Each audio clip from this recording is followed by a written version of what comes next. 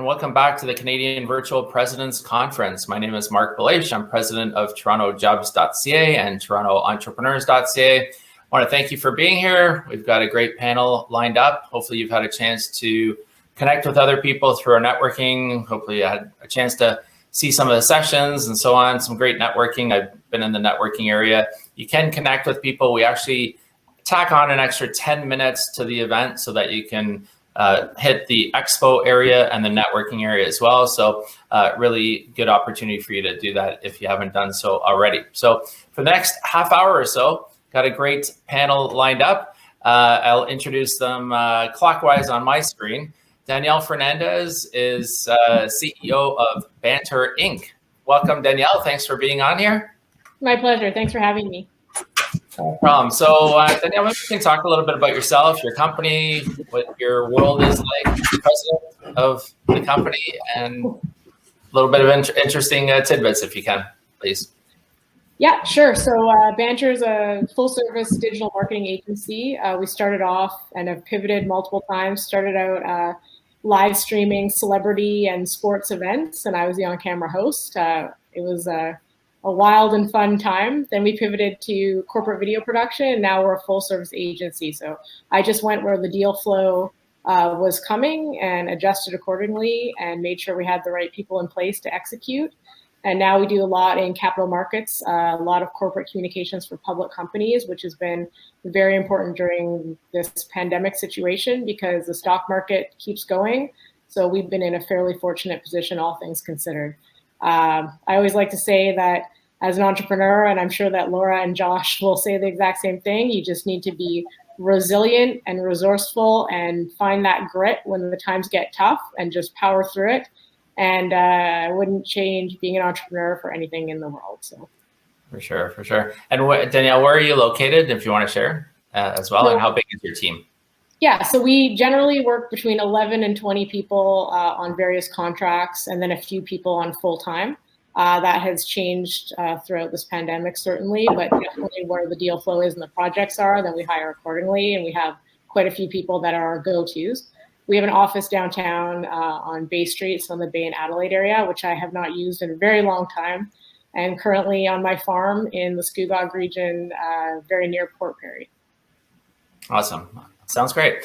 Laura, oh my God. Cesare, let me help you there, Mark. Cesare. Cesare. All right, and President Soteria Policy Grouping. Sorry about that, Laura. I had it written on one place and not the others. Anyways, thanks very much for being here, Laura. Same thing. Just maybe you can talk a little bit about yourself and your company and share any tidbits that you have so far. Sure. We are a consulting firm that specializes in where we started was organizational policy. And that's where we started. So we have expertise in privacy, information security, and we found that recently with the COVID and with a lot of people working remotely and remote work policies and whatnot becoming very popular, that our business really started to evolve beyond just policy and into the HR consulting realm. So we have had a bit of a growth in our division. So we've got the policy arm, and now we've got the HR consulting arm as well.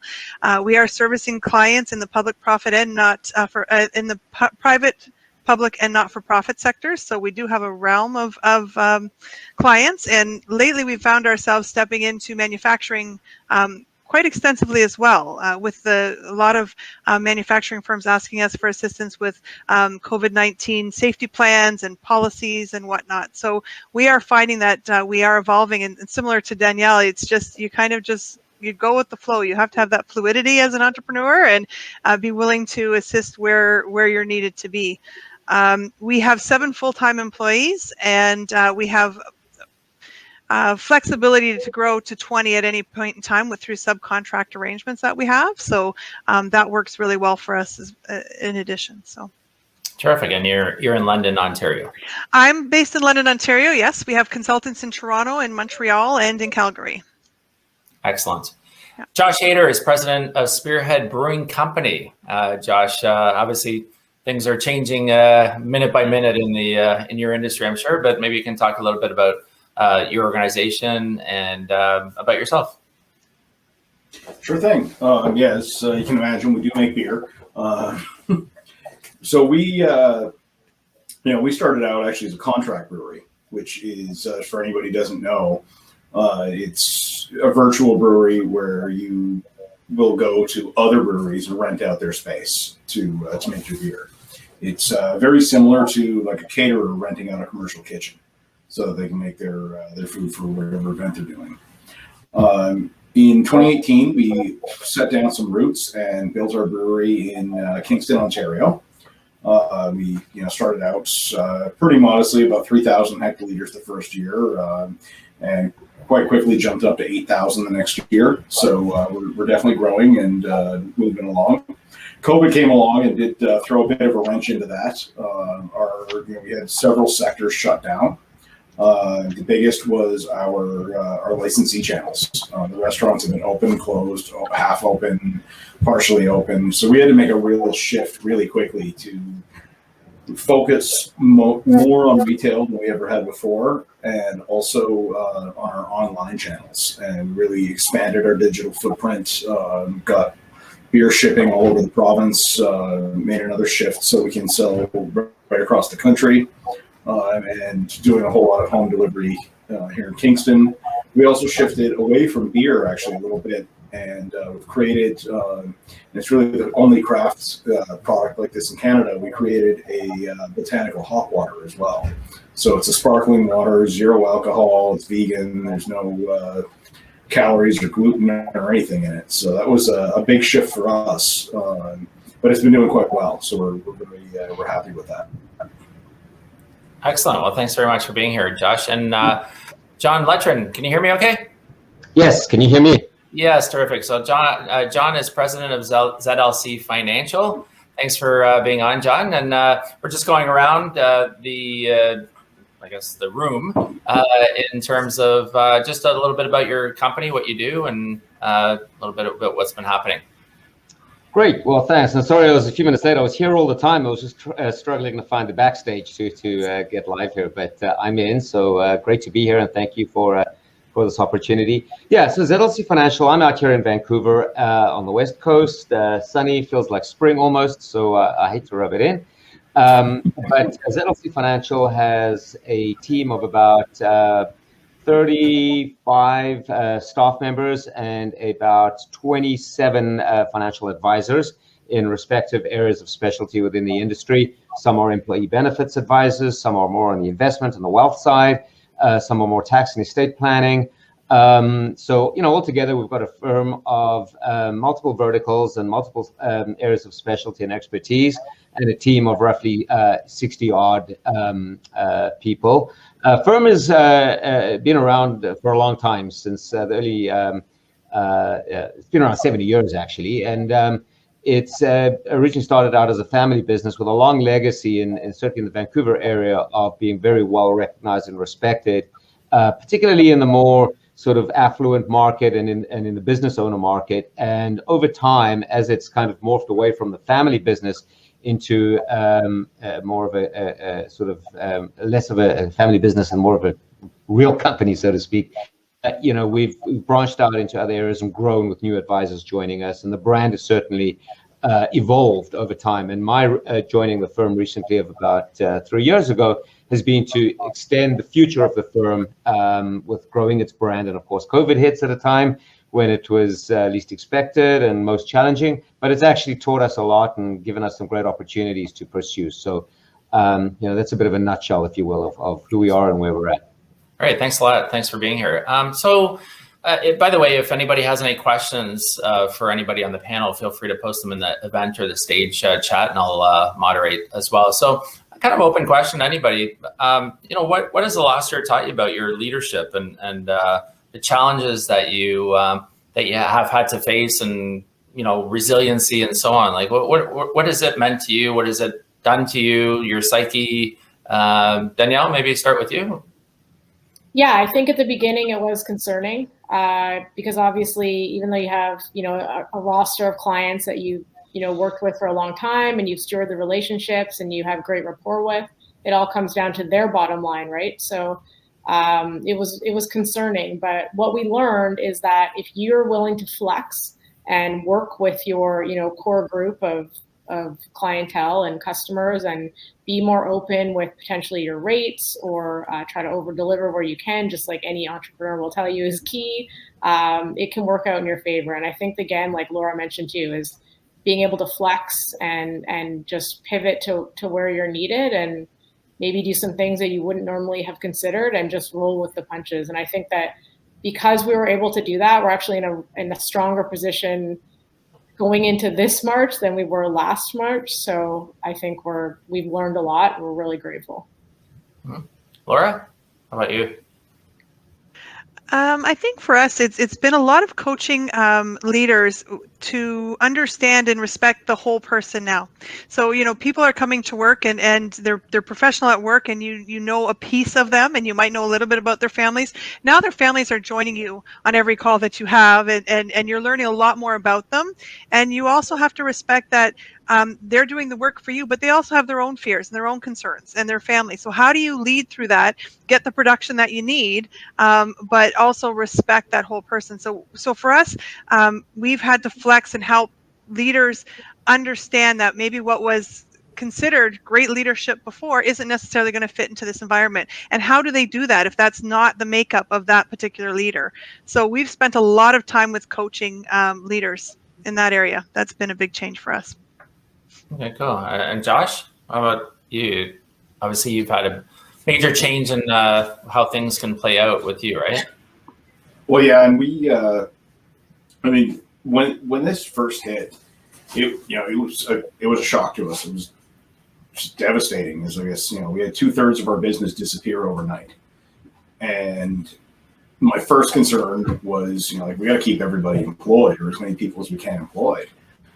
We've got 30 families that we're feeding here, and it was a real wake-up call. I thought, I should have a plan for this. I should have a disaster recovery plan for this, and I didn't. I beat myself up about that for a while until I realized, who the hell thought the pandemic was coming? It's I don't have a plan for dragon attacks either. I do now, just in case, but I didn't have one to start with. And, it was just finding different ways to keep as many of our staff as we could. Fortunately, when we had the full lockdowns, our entire tap room and bar staff have to be laid off because we've got nothing. We repurposed a few of them as delivery drivers for our online sales. But even then, these are people who, they rely partially on tips to make a living. And you're just not getting that same, if I had them work in my retail store at their hourly rates, it's not enough for them to get by on. So it was, it was challenging learning how to kind of help people through that, and then bring them back, and then have to let them go again and bring them back. And so hopefully we're in a green zone now. So hopefully we'll be there for quite some time. And even just the sales staff, our outside sales staff really is an outside staff. They're on the road all the time. And having them trapped in their homes using their phones to do all their sales calls was a real learning curve for them. And it took, I had to do a lot more emotional coaching than I ever thought I would have to do with those folks, just to keep them sane almost. They're used to, driving out to all the LCBOs and the bars and the restaurants, and now they're, just sitting there all day, every day. They were stir crazy. They were very happy to get back out on the road once we let them go. Yeah, good point. That's kind of our pandemic. Yeah, all the dragons are coming, eh? Dragon's Den. Yeah. John, financial services, BC, changes. What have you learned? Leadership? Yeah, so some interesting things. Obviously, everything that's been said is extremely relevant and applicable to us as well. The suddenness of it all, and the immediate need for pivoting and being efficient the next following day. I guess for me, the added element of challenge was that we're in a very highly regulated industry, and the industry wasn't necessarily up to date with where we might have been in terms of our technological capacity or ability to cope with change. And so simple things like obtaining client signatures, etc., that we had the capacity for doing electronically, from a compliance perspective, would the regulators accept that? And so that was our initial challenge. And that's where there is a bit of a silver lining to the whole thing, in that, I think this forced the regulators along probably by 5 years than they would have had to have otherwise, organically got to on their own. So in that point of view, it certainly moved the industry ahead. But the good news is that we certainly were efficient quite more quickly than I would have actually anticipated, and I give my team a lot of credit for this. But what we are lacking, and everybody here I guess feels the same way, is the water cooler energy and the camaraderie and the corporate culture, and that is something that, as we've started to sort of come back slightly, is hopefully coming back. And who knows now that the vaccines are out there, what that'll look like. But through social distancing, we started to sort of ask people to come back on a voluntary basis, as long as they felt safe to do so, at about 30% of the office on any given day. So 20 people here in the office, just to try and create that face-to-face water cooler type energy. It's not the same as everybody being here in the lunchroom on any given day or whatever, but it's a start. And so those have been the big challenges. But again, we've learned a lot. So that's a really good point, John, because a lot of our business is almost probably 6.5 years old right now. And I'd say the first 3 to 5 years, and even right up until March of last year, was networking events and meeting people and building relationships and referrals off that. So I forgot to mention that, but that's a huge deal. So not only the corporate culture and not sort of having your finger on the pulse and being able to have a glass of wine and go to a networking event just for the social component, but not and forget about the lead part. But all of that together has been a really difficult thing to overcome. Mm-hmm.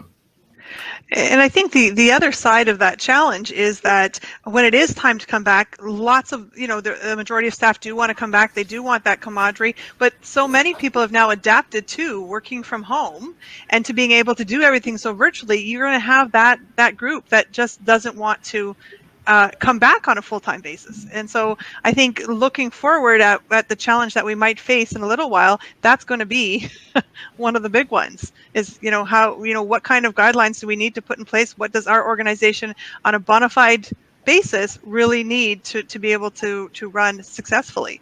The statistics I heard on that are actually that only 14 or 15% of people really want to come back to work full-time. There's about 30 or so percent, roughly, cutting with a chainsaw here, roughly 30 or so percent that want to come back on a hybrid sort of basis, and the remainder are happy doing what they're doing at home right now, and that worries me. Mm. So let's talk about recruiting during the pandemic and trying to find staff and how that's been impacted on your each of your organizations, or some tips, things that have worked for you, maybe things that haven't worked for you. Danielle, do you want to talk a little bit about that?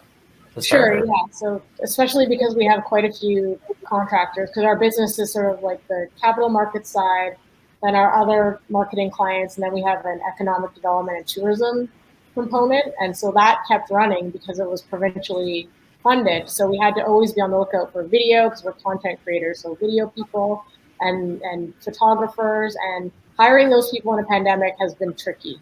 So because you can't necessarily even sometimes meet people face to face, and you have to send them on shoots, and that part's been difficult. So I guess if anybody was looking for a tip in terms of hiring, persistence for me is always helpful. Like when people really always follow up when they've applied and they want the contract or they want to work with us, even if it's project based, and then thinking outside the box. So I've had like designers send me their online portfolios that were just wow, and that was a lot better than sending me a resume.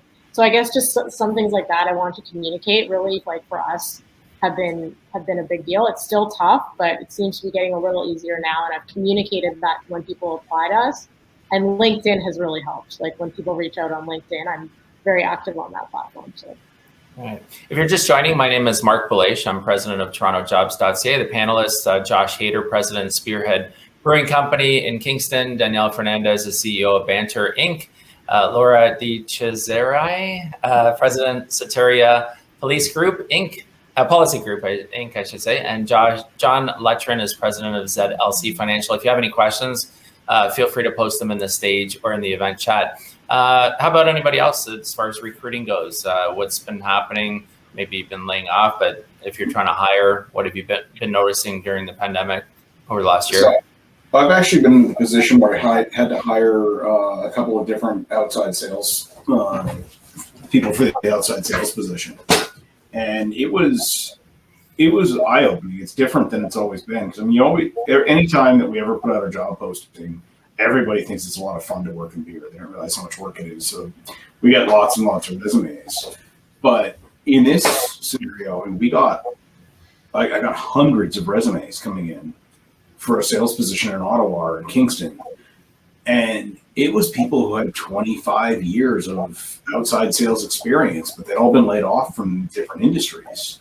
And it was really hard to sift through, because I mean, our industry is very highly regulated as well, and just knowing what to do in this industry, knowing all the LCBO regulations and the AGCO regulations, like, it's a lot easier. Those things can be trained, but it's a lot easier to bring somebody in. And we had the added problem of a lot of the reps and salespeople in our industry have left for the cannabis industry, because they're the shiny new thing in town. And all those cannabis companies are flush with cash. They're paying huge amounts. So it's very hard to find the right people. But then it's also like, how do you train them afterwards? You know, if this is a face-to-face business, how do you train them to go out to the LCBOs and see the people? So we had a lot of trouble. And I mean, the biggest thing for me was, it was just heartbreaking seeing some of these, like, 20 years sales experience. And they're like, well, I sold milk for 20 years. How much different can it be? It's like, well, it is pretty different. So, yeah, it's been an interesting year for that. Yeah. Laura, recruiting on your end?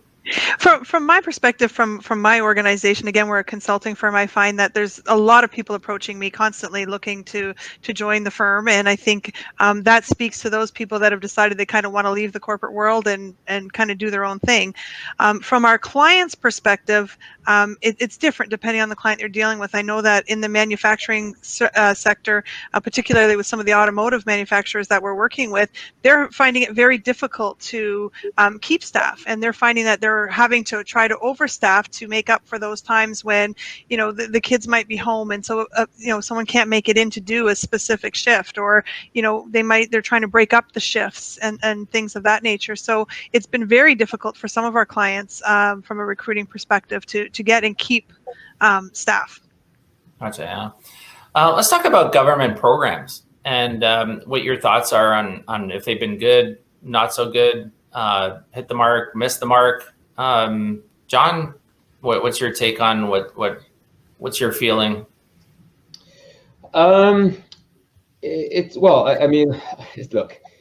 unprecedented times. So when you kind of turn to the only sort of governing body that's a helping hand, you take what you can get, and you're grateful for it. And I think as far as our country is concerned, grateful to be Canadian, where I think our government, to a greater or lesser extent, gets the fact that they've got to keep the economy going, and it's in their best interests to ensure that employers are employing people and able to continue to do so.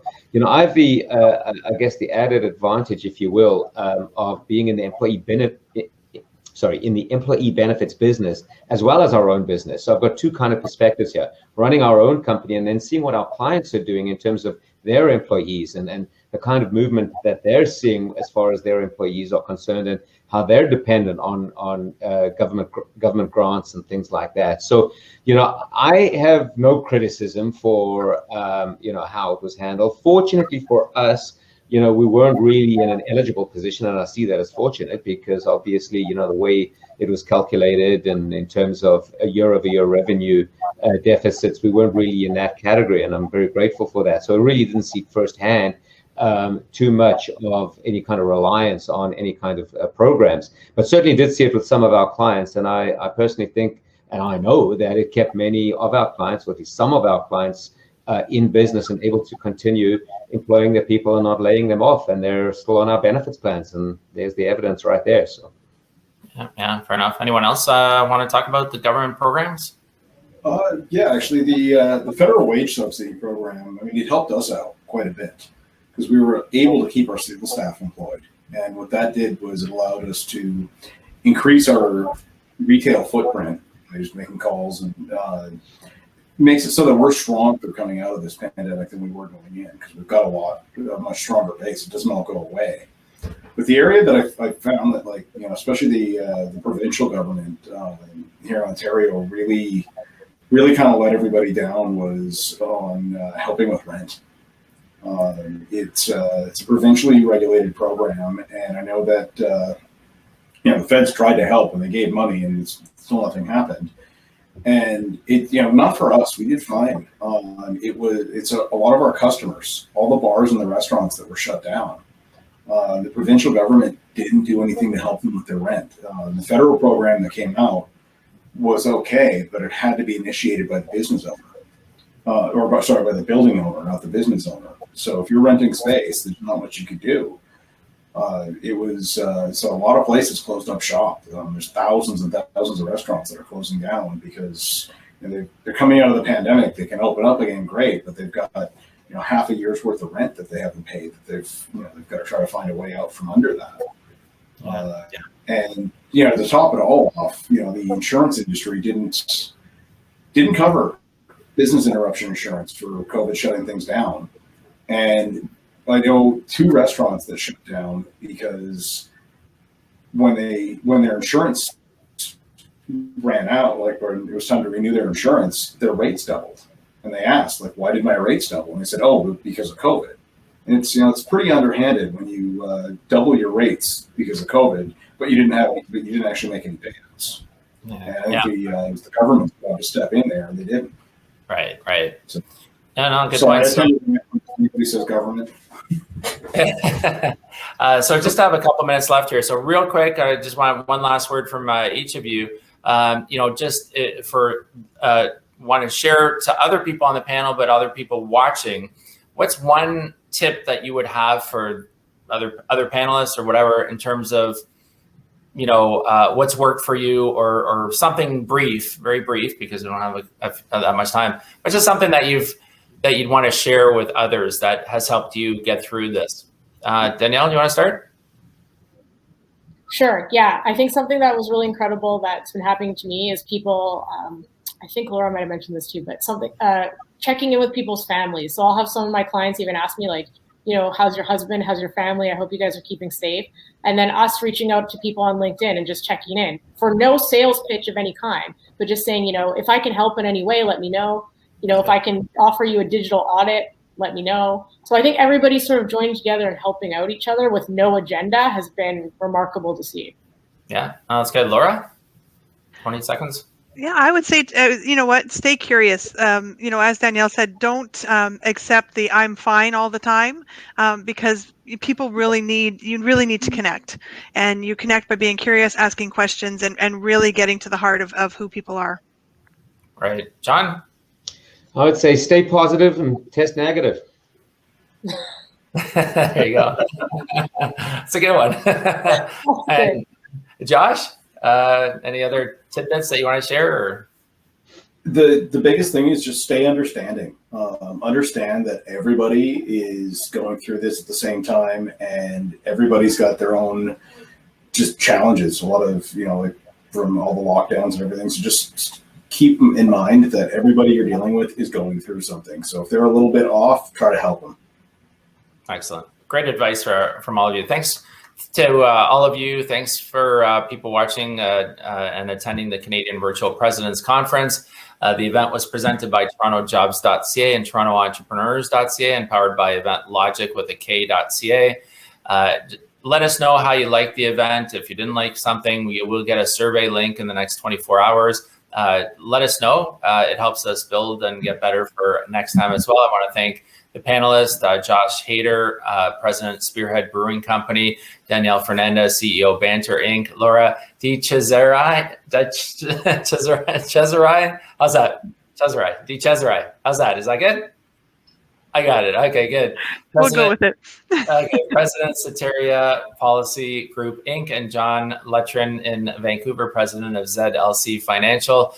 If you are looking for any staff, TorontoJobs.ca can help. Email sales@TorontoJobs.ca. TorontoEntrepreneurs.ca. Business owners looking to network can check out some upcoming events at TorontoEntrepreneurs.ca.